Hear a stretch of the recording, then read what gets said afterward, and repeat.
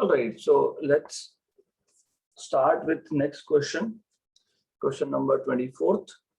In Young's experiment, when sodium light of wavelength 5893 angstrom is used, then 62 fringes are seen in the field of view.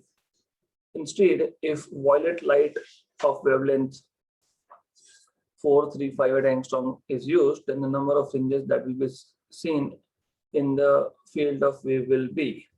अब field of view का मतलब है समझ दो, मान लो हमारे पास screen है, then we have two slits over here. So let me show slits, and obviously you know there is a source S. Light from source S passes through slits S1 and S2, and then they make interference pattern on the screen. जब मैं field of view की बात करता हूं तो मान लो कि हमारा फील्ड ऑफ व्यू मतलब हम जहां तक देख पा रहे हैं, it is restricted up to this. तो in short what I am saying is हम इतना ही देख पा रहे हैं. This is what we see. Okay, तो initially when you had wavelength 5893, तो you can see total 62 fringes, and आपको पता है सेंटर पे ब्राइट होता है, so that's why I am showing bright over here. तो ब्राइट के दोनों साइड पे ब्लैक मतलब डार्क होता है. So you have dark over here.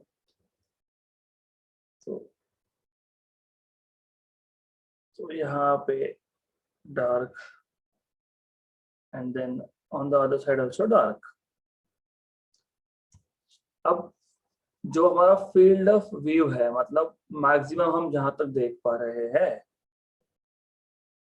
Basically what it means is, it means यहां से तो यहां तक टोटल 62 फ्रिंजेस है.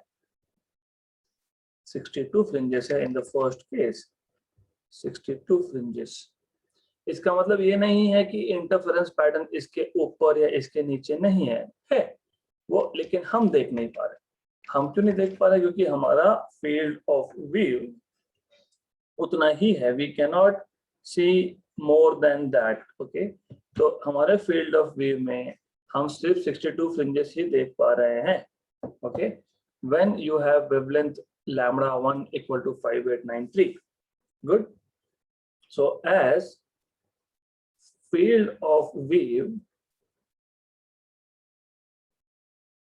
is same, so n1, where n1 is number of fringes in the first case, into fringe width, है ना? क्यों? क्योंकि ये डिस्टेंस कितना होगा? How much this distance will be? This distance will be number of fringes into width of each fringe. मतलब एक fringe का विड्थ अगर बीटा है और total number of fringes is n, तो टोटल डिस्टेंस n बीटा. तो इसलिए you have to understand कि ये n बीटा कहां से आया, number into distance. Okay, right. तो फील्ड ऑफ व्यू सेम है, तो पहले केस में n1 beta 1 equal to n2 beta 2 ऐसा लिखोगे आप. सेकेंड केस और फर्स्ट केस का n1 n beta this will be equal. ये नहीं समझ में आ रहा होगा तो मैं वापस रिपीट करता हूँ. हम इतना ही देख पाते हैं. Okay, let's say this is our limit. So our limit is to look from here to here. Okay, जब इंटरफेरेंस पैटर्न बनेगा तो यहाँ पे फ्रिंजेस है, हर एक फ्रिंज का बीटा है. टोटल यहाँ पे n फ्रिंजेस है, तो डिस्टेंस कितना हो गया? n beta. और हमारा फील्ड ऑफ व्यू इक्वल है, मतलब डिस्टेंस इन दोनों प्लेट्स में सेम रहने वाला है, इन दोनों लाइंस में. मतलब we cannot see above or below. तो फील्ड ऑफ व्यू सेम है, तो पहले केस का n1 बीटा 1 और सेकंड केस का n2 beta 2 will be equal. Okay, because the field of view is same, right? You are supposed to find out number n2. How do you do that? It is quite simple. If you remember what is fringe width, fringe width का formula याद होगा, तो lambda d by d. Did we change distance between two slits? No, हमने change नहीं किया. Did we change distance between slit and screen? No, ये भी change नहीं किया. तो ये फॉर्मूला हम एक्चुअली यूज कर चुके हैं इन द लास्ट सेशन. सिर्फ इस सेशन में ये देखना है कि ये फॉर्मूला आया कहाँ से. अगर आपको याद होगा आपने directly n1 lambda 1 equal to n2 lambda 2 use किया था in the last session. So I just wanted to tell you how do you get this. This is how you get it. Cancel, cancel, cancel, cancel. So this is how you get it. तो आपको n2 मिल जाएगा lambda 1 by lambda 2 times n1. What is lambda 1? Lambda 1 is 5893. What is lambda 2 is 4358 and n1 was 62. तो इसको आप solve करो तो ये आ जाएगा आपका 5893 by 4358. I will use calculator for this. Okay, so let me just use calculator for this.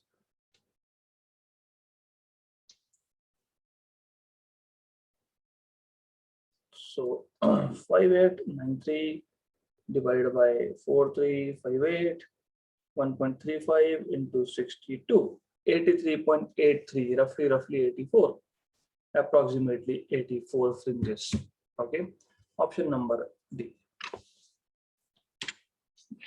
Next question. So 25th question मैंने हटा दिया है because it is out of scope of the syllabus. 25th. The path difference produced by waves is 3.75 micrometer and the wavelength is 5000 angstrom. So जो path difference है between two interfering waves, path difference delta is 3.75 micrometer on the 10 per minus 6 meter. Wavelength of light used is 5000 angstrom, मतलब 500 10 per minus 7 meter. Then the point is, ऐसे जब questions आते हैं ना तो आपको सिर्फ इतना ही करना होता है, आपको रेशियो लेना होता है delta by lambda. Just take ratio. तो 3.75 ओके अपॉन 5 और यहाँ पे इंटू 10 पर माइनस 6 इंटू 10 पर माइनस 7. ओके तो ये आ जाएगा आपके पास 37.5 अपॉन 5. तो 1 जा एंड इट इज 7.5 जा. तो 7.5 आ गया आपके पास. मतलब path difference upon lambda equal to 7.5 आ गया. मतलब path difference equal to 7.5 lambda आ गया. मतलब path difference equal to 15 by 2 lambda आ गया. मतलब path difference 15 into lambda by 2 आ गया. अगर आपको याद है मैंने आपको बताया था कंस्ट्रक्टिव इंटरफेरेंस के केस में path difference is even multiple of lambda by 2 अगर याद होगा तो. और डिस्ट्रक्टिव के केस में path difference is odd multiple of lambda by 2. तो ये odd multiple of lambda by 2 है. Yes. So since path difference is odd multiple of lambda by 2, hence the point will be dark. क्योंकि यहाँ पे constructive नहीं होगा, destructive होगा. So since path difference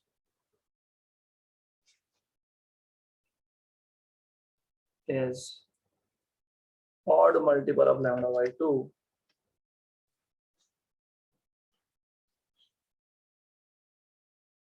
hence the point will be dark. Hence the point will be dark. क्योंकि यहाँ पे होगा destructive interference. Okay, तो क्वेश्चन सिंपल था. It's not really difficult.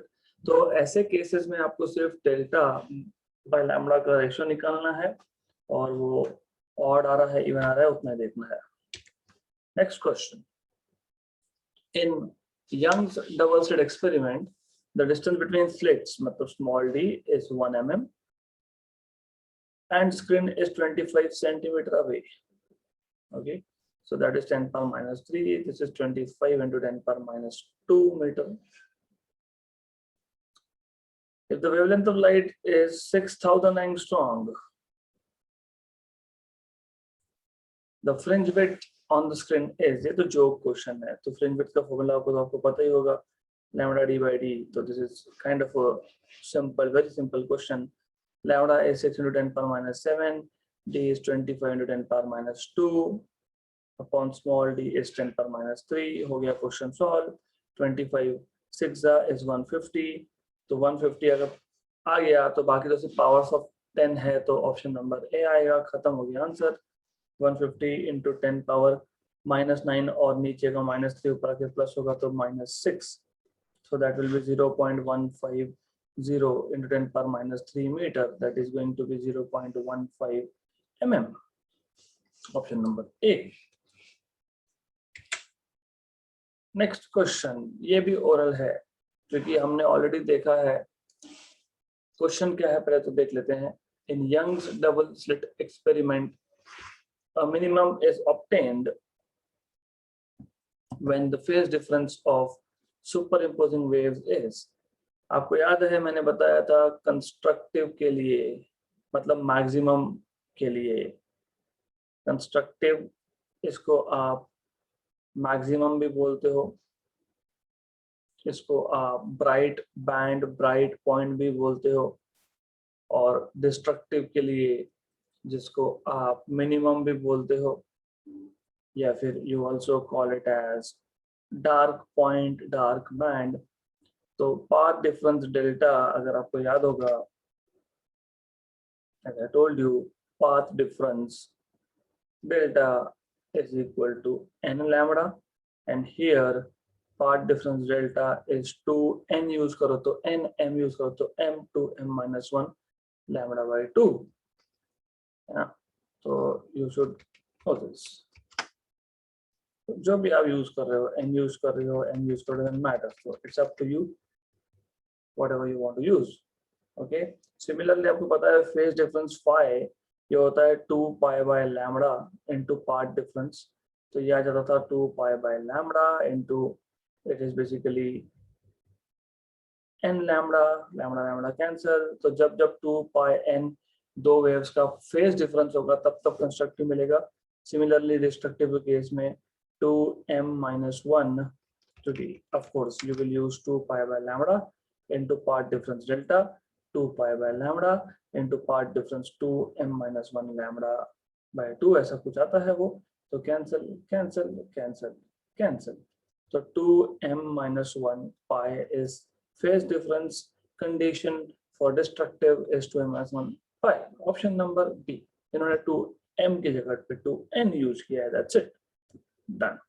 So actually तो ये भी नहीं करना चाहिए था because this is we have done this quite a few times, हमने बहुत बार किया है। तो ऑप्शन नंबर बी जो है that is correct answer। Next question, 29th question, in Young's double slit experiment carried out with light of wavelength 5000 angstrom। तो आपको wavelength दिया है 5000 मतलब 510 power minus 7 meter। The distance between slits is 0.2 mm मतलब 210 power minus 4 meter, 0.2 into 10 power minus 3 मतलब 2 into 10 power minus 4। Screen is around 2 meter away from the slits। The central maxima is at n equal to 0। The third maximum will be at a distance x from central maxima equal to। कुछ नहीं है, आपको confuse करने की कोशिश की है। तो ऐसा है, let me just show you।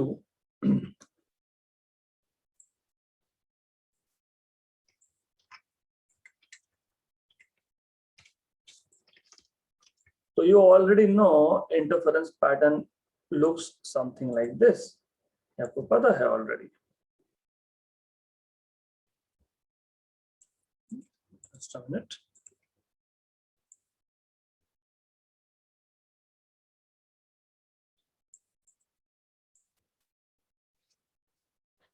ये सेंटर हो गया, this is the center of the pattern।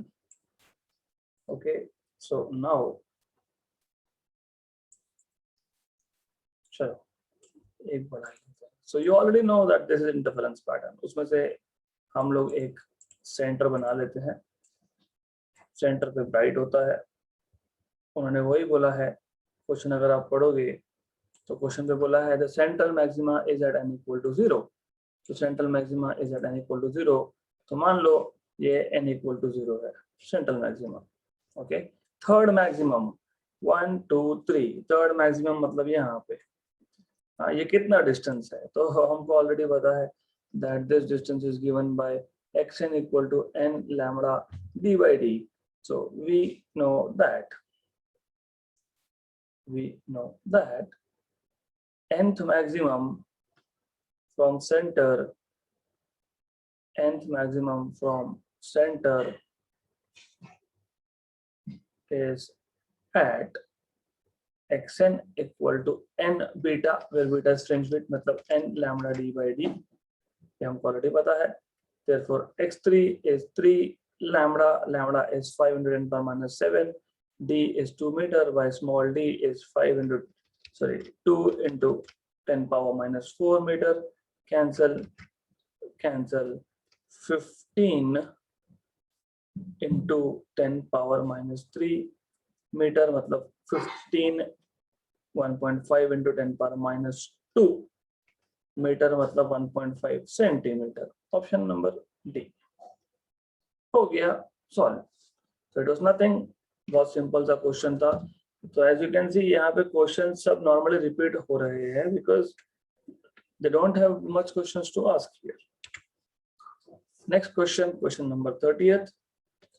If the ratio of amplitudes of waves is 2:1, ratio of amplitude A1 by A2 is 2:1, then the ratio of maximum and minimum intensity is, बहुत easy है, आपको पता है Imax by Imean. Imax is A1 plus A2 bracket square. Imean is A1 minus A2 bracket square. Right? Good. तो A1 by A2 दिया है, तो आपको पता है यहाँ से आप A1 कॉमन निकाल सकते हो.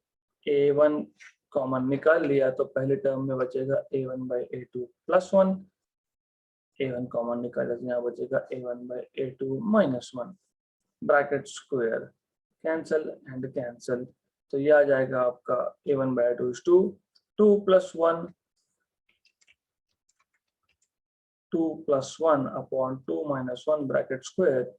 So this is 3 square, that is 9 by 1. So 3 square by 1, that is 9 by 1. Option number A. Right. So this is the level of questions. ऐसा questions है यहाँ पे. Next question. If a torch is used in place of monochromatic light in Young's experiment, what will happen? So if you remember, ये हमारे पास Young's experiment का setup है.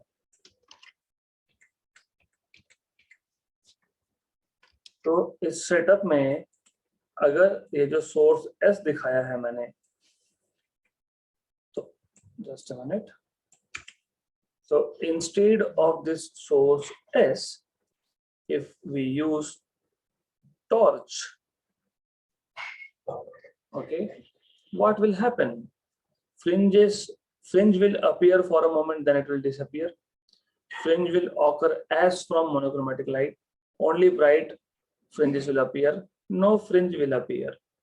So answer obviously is D. No fringe will appear, because when you place torch in place of monochromatic light, okay, waves reaching at a point on the screen do not have a constant phase difference.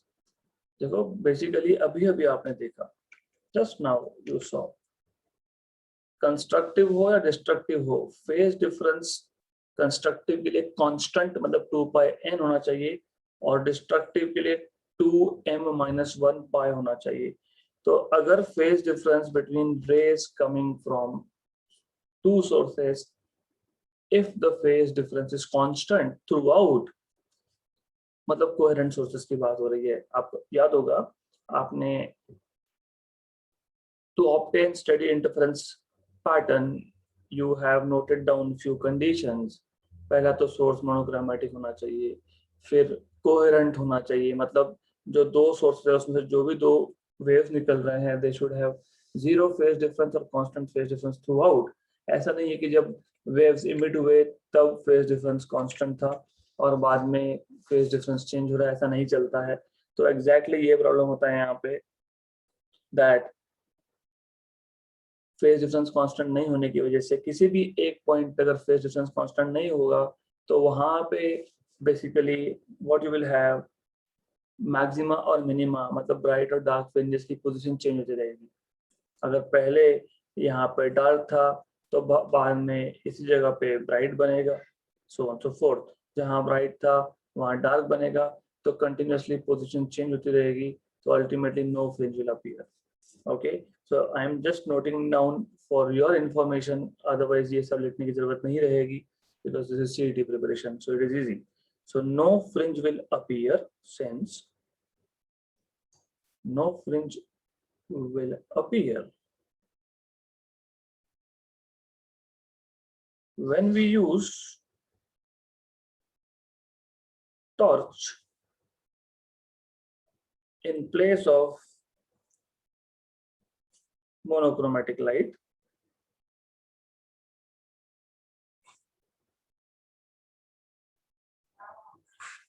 Because waves reaching at any point on the screen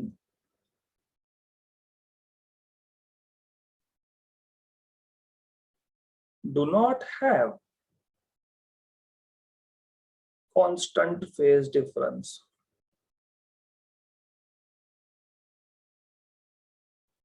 Do not have constant phase difference, और phase difference constant नहीं होगा।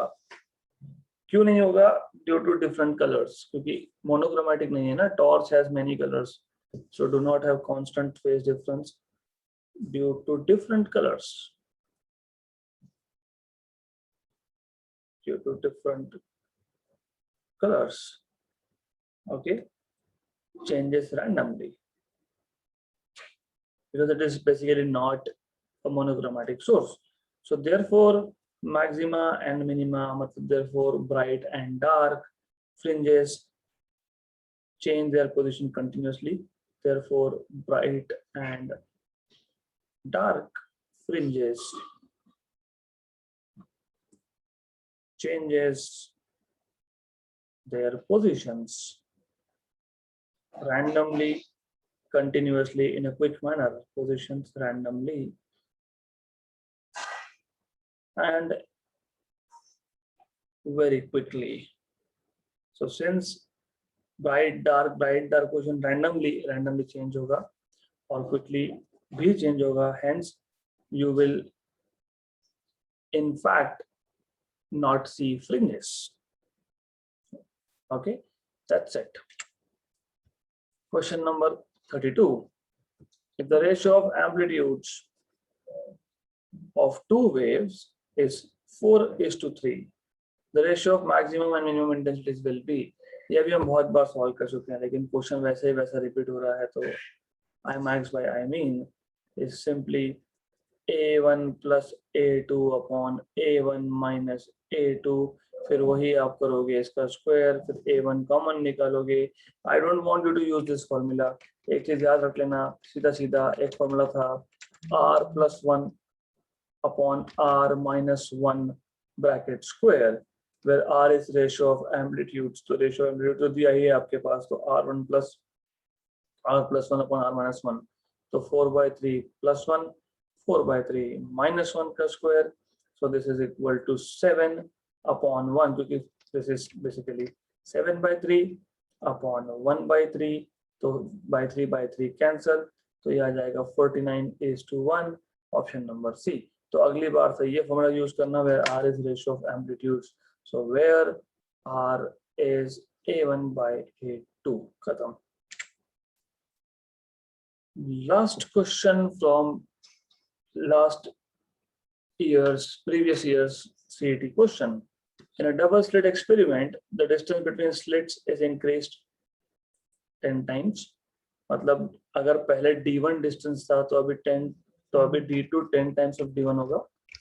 तो D1 अगर initial distance था तो new distance is 10 times of D1, whereas their distance on the screen is halved, मतलब D2 is half of D1, capital D1। तो in short पहले ये दो स्लिट्स का डिस्टेंस अगर D1 था, तो बाद में इन दो स्लिट्स का डिस्टेंस D2 कर दिया। पहले अगर स्लिट्स और स्क्रीन का डिस्टेंस D1 था, तो in the next case, in the second case, इस distance को reduce करके half कर दिया गया. This is what they are trying to say. Okay, so that's it. It is just to show you what is happening. All right. So what is the fringe width? So easy है. Fringe width का क्या problem है? You already know. Fringe width beta is lambda d by d. ये आपको already पता है. Okay. So you will have beta 2 as lambda the same here because they are not talking about changing wavelength. तो या तो फिर आप ऐसा कर सकते हो. You first write down what is beta 1. Beta 1 is lambda d1 by small d1. Beta 2 is lambda d2 by small d2. And then you take a ratio. Therefore, you will say beta 2 by beta 1 equal to lambda d2 by d2 upon lambda d1 by d1. Cancel, cancel. Therefore, you have beta 2 by beta 1 equal to d2 by d1 into small d1 by d2. So d2 by d1 from here is half and d1 by d2 is 1/10. So 1/20th, it becomes 1/20th. Option number C. तो ऐसा आपको ये question solve करना था. It's quite simple task. There's nothing at all here. बहुत simple सा question था. All right. Okay, so let's solve few more questions. So this is a question which is not from previous year CET, but it is interesting question. So let's solve it. In a double slit experiment using light of wavelength 600 nanometer, मतलब wavelength आपको दिया है 600 nanometer, मतलब 600 into 10 power minus 9 मतलब 600 10 power minus 7 meter. The angular width of fringe on a distant screen is theta आपको दिया है. आपको पता है कि फ्रिंज विड्थ जब आप निकालते हो, ये एक फ्रिंज है, इसका विड्थ या तो आप बीटा बोल सकते हो या फिर आप एंगल में मेजर कर सकते हो and angular width is theta. तो एंगुलर विड्थ यहाँ पे आपको 0.1 डिग्री दिया है. Spacing between two slits is, तो स्पेसिंग बिटवीन टू स्लिट्स मतलब स्मॉल डी आपको पूछा है. ओके, तो इफ यू रिमेंबर, अगर आपको याद होगा, याद नहीं है तो मैं याद दिला देता हूँ. If you don't remember, let's see, एक पर्टिकुलर हमने प्रॉब्लम सॉल्व किया था, दिस वन.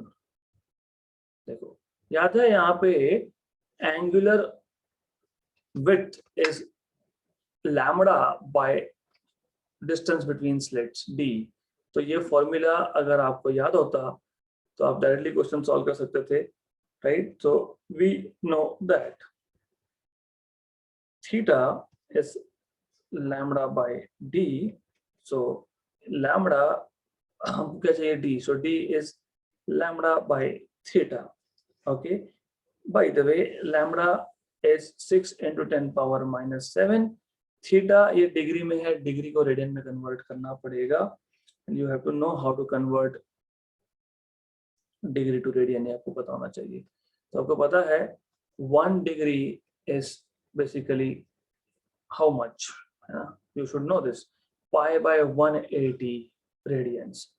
तो 0.1 degree मतलब pi into 0.1 मतलब 0.pi मतलब pi into 0.1 है ना. तो नीचे आके pi by 1800. तो ये बताना चाहिए आपको that 1 degree is pi by 1800 radian. Okay, कुछ नहीं है, सिंपल सा कैलकुलेशन है, आपको उससे पता होना चाहिए कि हाउ टू कन्वर्ट. गुड. तो 1 degree is pi by 180 radian, तो 0.1 degree is pi by 1800 radian. तो ये आ जाएगा पाई बाय 1800 रेडियन. तो ये ऊपर जाएगा 6 into 18 into 10 power minus 5, क्योंकि 1800 के 2 0 और 10 power minus 7, तो 10 power minus 5 upon pi. Okay, तो you have your answer here. क्योंकि रफली अगर बात करोगे, पाई मतलब 3, रफली 3 1 जा 3 6 जा 6 into 6 36 से थोड़ा कम आंसर आएगा. तो that is if I take रफली 36 into 10 power minus 5, रफली बोल रहा हूँ, मतलब 3.6 into 10 power minus 4, तो 3.44 आंसर में है ही. तो you have to learn how to do approximate calculations. So this is 3.44 into 10 power minus 4 meter. Okay, so मैंने इसको 1 इसको 6 बोल दिया. Pi 1 जा pi 6 जा 18, 6 is 36, 36 into 10 power minus 5 मतलब 3.6 into 10 power minus 4. So 3.44 into 10 power minus 4, option number A. Next question. The fringes width, the fringe width मतलब the fringe width in Young's double slit interference pattern is, तो beta आपको दिया है, beta is 2.4 into 10 power minus 4 meter. When red light of wavelength 6400 angstrom मतलब 6400 into 10 power minus 8 meter is used, how much will it change? Fringe width कितना change होगा if the blue light of wavelength 400 angstrom is used? तो basically आपको lambda 2 दिया है 400 angstrom, मेरे ख्याल से ये 4000 होना चाहिए, so it has to be 4000. okay, so 4000 angstrom है, ये करेक्शन कर लेना नहीं तो आंसर नहीं आएगा. 40 into 10 power minus 8 मीटर का वेवलेंथ है. बीटा 1 आपको दिया है, आपको याद रखो आपको चेंज पूछा है, how much will be the change, मतलब you have been asked what is delta beta. Okay, not beta 2 but delta beta, लेकिन पहले आपको बीटा तो निकालना पड़ेगा.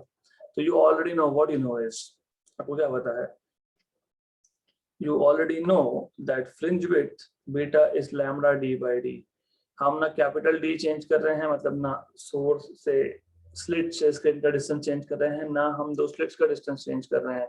तो beta is proportional to lambda, therefore beta 2 by beta 1 is lambda 2 by lambda 1, therefore beta 2 is equal to lambda 2 by lambda 1 into beta 1.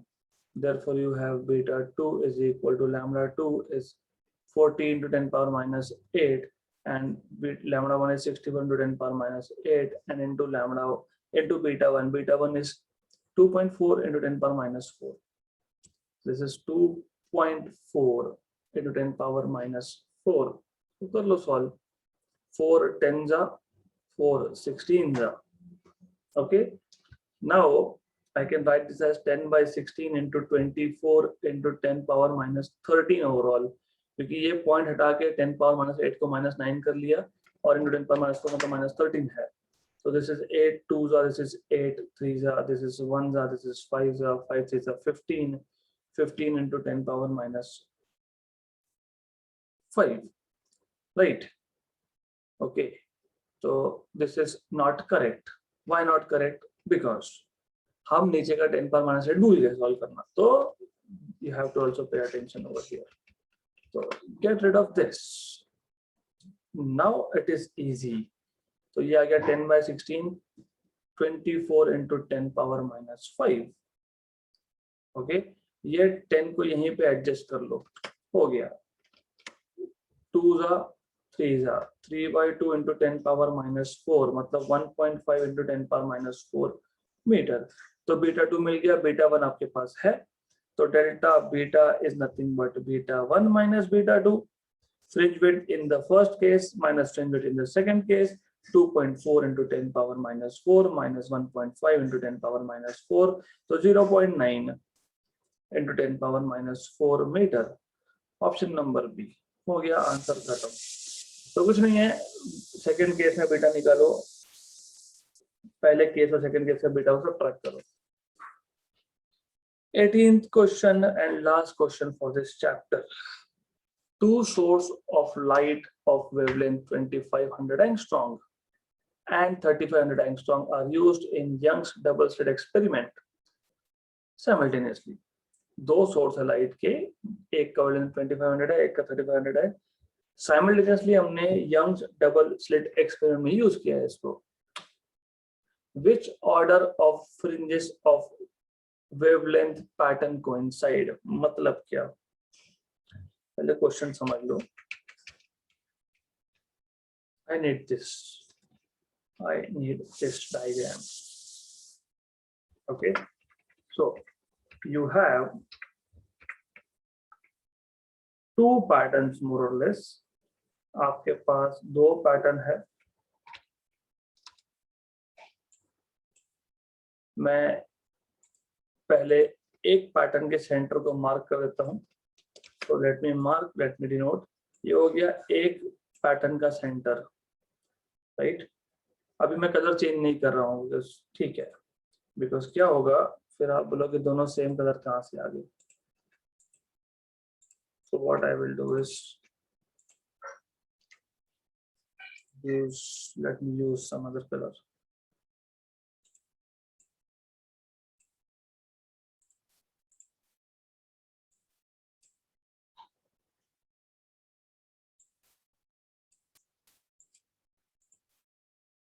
Okay, anyways, it is not increasing in thickness, so I don't know why it is not increasing in thickness. I wanted it to increase, but in any case, abhi hoga wo. Yeah, good enough. So ऐसा है, ये एक pattern है interference का और एक दूसरा pattern है आपके पास. So you have in total 2 patterns. क्योंकि हमने 2 वेवलेंथ यूज की है, तो वो पूछ रहे हैं आपको कि which order of fringes of the 2 pattern coincide, है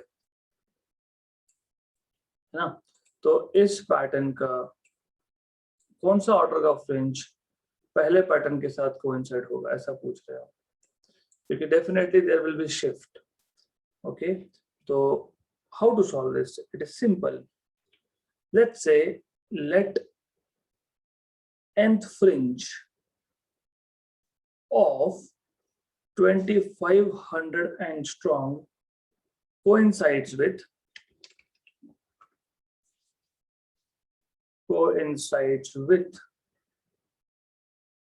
n minus second of 3500.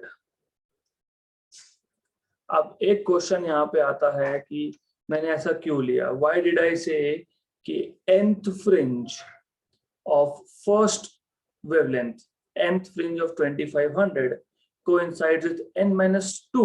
ऐसा क्यों? Why not n minus 1? So this is something you need to think now. ये आपको सोचना पड़ेगा. Okay, you have to think because otherwise you will not able to get the real insight of this pattern. Interference pattern में actually क्या हो रहा है, 2 fringe का डिफरेंस क्यों रखा है, ये आपको समझना है ना. राइट, मैं हिंट देता हूँ. क्योंकि जब कोइंसाइड की बात करते हैं हम लोग, तो हम लोग ब्राइट ब्राइट मैच करते हैं. Bright bright bright bright bright के बीच में एक डार्क आता है. आप समझ लो कि मैं क्या बोल रहा हूँ. तो nth fringe of 2500 coincides with n minus second of 3500. तो 2 वेवलेंथ थे, 2 पैटर्न थे. पहले पैटर्न का nth फ्रिंज दूसरे पैटर्न के n minus second फ्रिंज के साथ कोइंसाइड हो गया. Therefore कोइंसाइड होने का मतलब क्या होता है? Therefore I can say 3500 into n minus 2 equal to 2500 into n. ये कहाँ से लिया? ये कहाँ से लिया? कहाँ से लिया? Where it was? ये you see this? Do you remember this? हमने डिराइव किया था, तो वो ही फॉर्मूला है. तो you have to understand कि हम यहाँ पे वही यूज कर रहे हैं. n1 lambda 1 equal to n2 lambda 2. Good, तो वही यूज कर रहे हैं हम लोग. राइट, तो you have to pay proper attention to what we are doing. Okay, तो ऐसा है. तो ये आ जाएगा 5 जा, ये आ जाएगा 7 जा. Therefore you will say that 5n equal to 7n minus 14. Therefore you can say that 7n minus 5n is 2n equal to 14. मतलब n equal to 7. n equal to 7, but n था 2500 को corresponding. तो 7th order of first source coincides with 5th order of second. n7 आना मतलब 7th order किसका? पहले source का. Second source का n minus 2 है, मतलब 5th of second, मतलब ऑप्शन नंबर बी. मैं एक बार और रिपीट कर रहा हूँ ये क्वेश्चन कुछ नहीं है. It is quite simple. Only thing is दो वेवलेंथ जब यूज करते हो तो दो पैटर्न बनते हैं, तो एक पैटर्न का सेंटर से nth फ्रिंज, दूसरे पैटर्न का सेंटर से n माइनस सेकेंड फ्रिंज या n प्लस सेकेंड फ्रिंज, कैसा भी चलेगा, कोइंसाइड हुआ। क्यों कोइंसाइड हुआ? क्योंकि दो पैटर्न बने थे। और n माइनस 2 ऐसा क्यों लिया? क्योंकि हम मैच कैसे करेंगे, डार्क तो डार्क है, यहाँ भी ब्लैक है वहां भी ब्लैक है ना, पहले में या फिर सेकंड में डार्क तो डार्क ही है, तो डार्क के साथ मैचिंग नहीं करते हम लोग मैच करते हैं ब्राइट को, तो एक ब्राइट फिर डार्क फिर दूसरा ब्राइट, ऐसा है ना। तो बेसिकली दो फ्रिंज इन बिटवीन आ ही जाएंगे, राइट। तो there are two fringes in between, इसलिए n माइनस 2 या n प्लस 2 ही लिखना पड़ता है। That is what I was telling you. Okay, फिर हमको पता है, हमने अभी अभी देखा था, जब फील्ड ऑफ वेव सेम हो तो n1 lambda 1 equal to n2 lambda 2।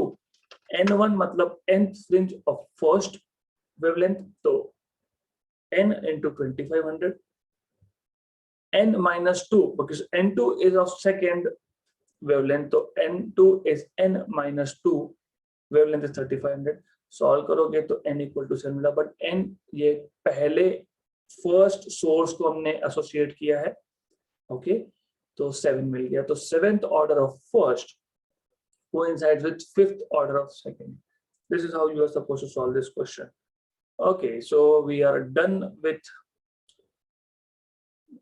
wave optics chapter. We have solved more or less around 35 questions from this chapter. So in the next session, we'll start with next chapter.